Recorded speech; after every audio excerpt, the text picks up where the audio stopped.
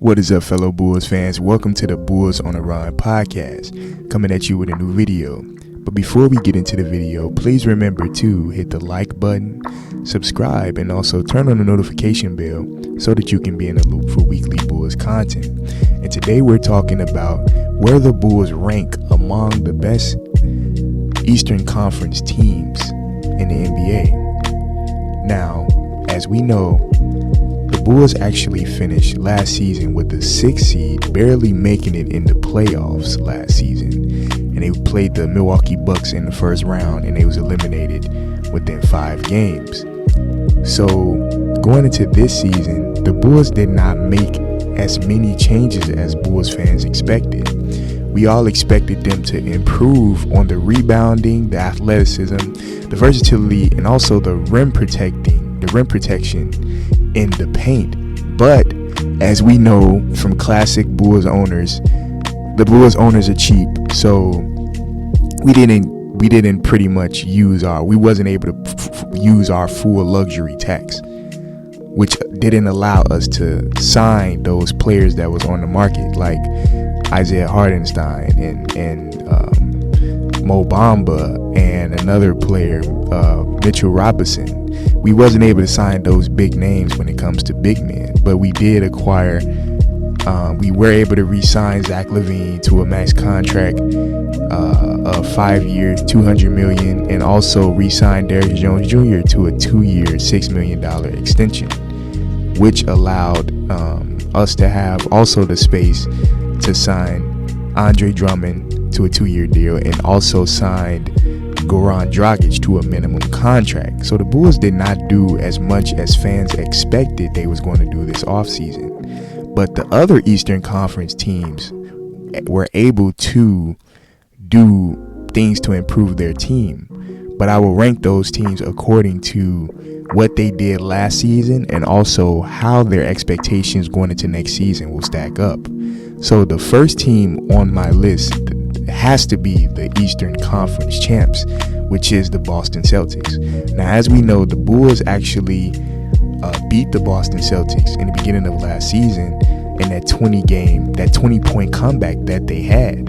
But the other games that we played against the Boston Celtics, we didn't play as good as we did in the first game. The Boston Celtics were able to turn their season around. They started off with a negative record. They started off really not playing up to their expectations beginning of last season, but as the season progressed, they was able to fight their way up to the top 3, a top 3 record in the Eastern Conference, and they fought their way through the playoffs, and they was able to make the conference finals and also the finals. So I got the Boston Celtics as the best team in the Eastern Conference. The next team has to be the Milwaukee Bucks. Now, the Milwaukee Bucks are the 2021 NBA champions. They was able to come out when fully healthy. They are possibly, arguably, a top 3 team in the NBA when healthy. But as we know, the Milwaukee Bucks are very consistent during the regular season, and when they go against the Bulls, they actually destroy us. Giannis, he comes in and just dominates the Bulls. We don't have an option. We don't have a way to stop Giannis when he's playing against us. So pretty much we're undefeated within last season against the Milwaukee Bucks because of how dominant Giannis is and their defensive abilities on that end of the floor. We know that the Bucks are very consistent during the regular season, but in the first round of last year's playoffs, the second man to Giannis, Chris Middleton, went down with an injury, so we didn't see that team at their full strength in the playoffs, and they lost in the second round. The next team on my list is the Miami Heat. Now, the Miami Heat, they're the 3rd best team in the Eastern Conference. Why? Because they actually were the best team in the Eastern Conference last year, and they also made it to the conference finals, but they didn't do as much as people expected this offseason. We thought that they were going to change some things up. Kyle Lowry was on the trade block. We thought that Kyle Lowry would be moved. We thought that Duncan Robinson would be moved, and we thought that they would improve on their shot creation, getting more players who can create shots for them, and also allowing their players that they have to develop. And they allowed PJ Tucker to leave, so this team didn't do much. They basically stayed the same going into next season.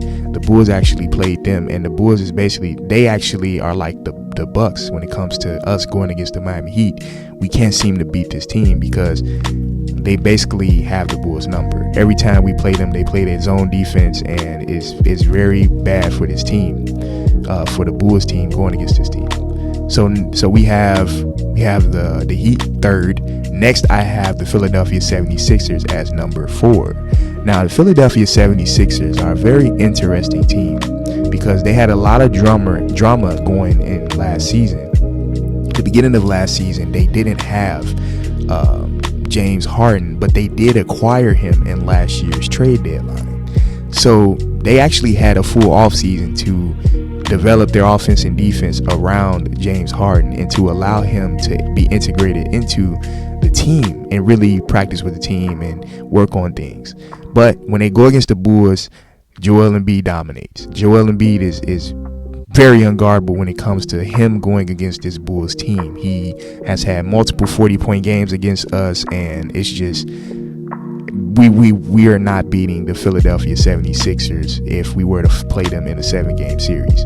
It's not happening. Joel Embiid is too good. James Harden, he's not Houston James Harden. He's past his prime, but he's still one of the best shooting guards in the league when healthy.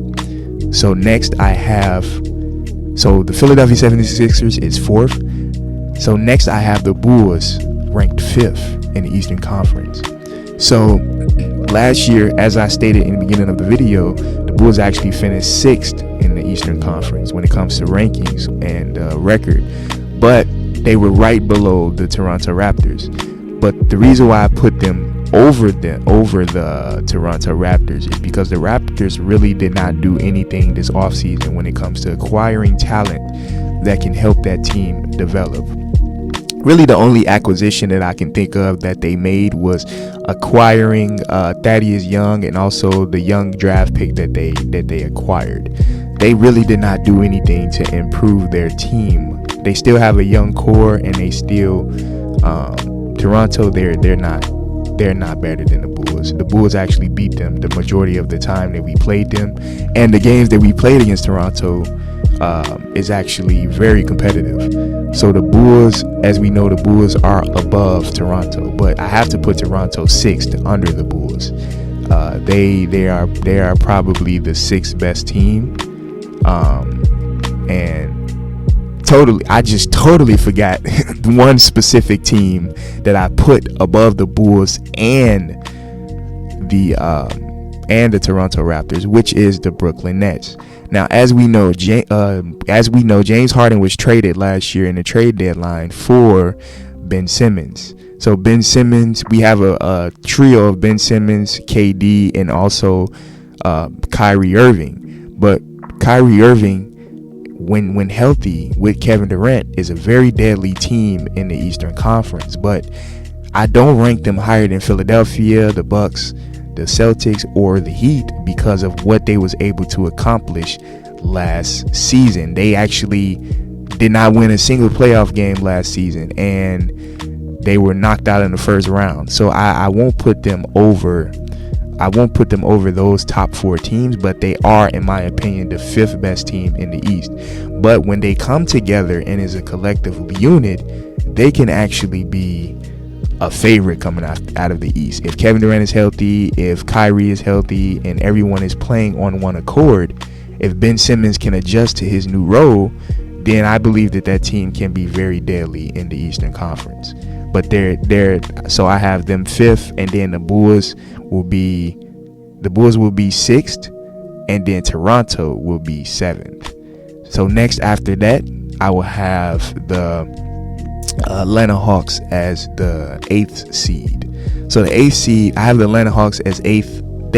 They pretty much are where they were last year. They acquired DeJounte Murray, but I don't believe that it would make as much of a difference for that team because I don't believe that the pairing between Trae Young and DeJounte Murray will be as good as everyone think it is, because they're both very similar. I know that Trae Young is a sharpshooter and DeJounte Murray is not very good at shooting the ball, but they both need the ball to be dominant. Trae Young doesn't really know how to create his shot off ball, and I don't know how that will play. And we know that when the Bulls played them last season, they pretty much made it a competitive game, and we know that Ayo Dosunmu was able to lock up Trae Young many a times when we played the Hawks. So the Atlanta is actually 8th. Next, we have the Cleveland Cavaliers. Cleveland, I have them 9th. The Bulls actually won the majority of the times they played them last season. And the reason why they fell so low is because of the finger injury that Jared Allen suffered towards the end of the season, which pushed him all the way down to the play-in tournament. And next, I have the Knicks as the 10th seed. And we know that the Bulls have a very interesting rivalry between the Knicks. So I believe that the Knicks are the last team. They acquired Jalen Brunson, but I don't believe that it pretty much does much for that team. They really need to just go all in and make a trade to try to get a star in a New York uniform, because they basically are the same team. They have not progressed as they did when they were the 4th seed. I believe it was 2 years ago they was the 4th seed and they made the playoffs. So they need to improve their team. But yeah, those are the best teams in the Eastern Conference. I wanted to make a little ranking video before training camp. So please remember to hit the like button, subscribe, and I hope everyone has a good day. Thank you. Peace.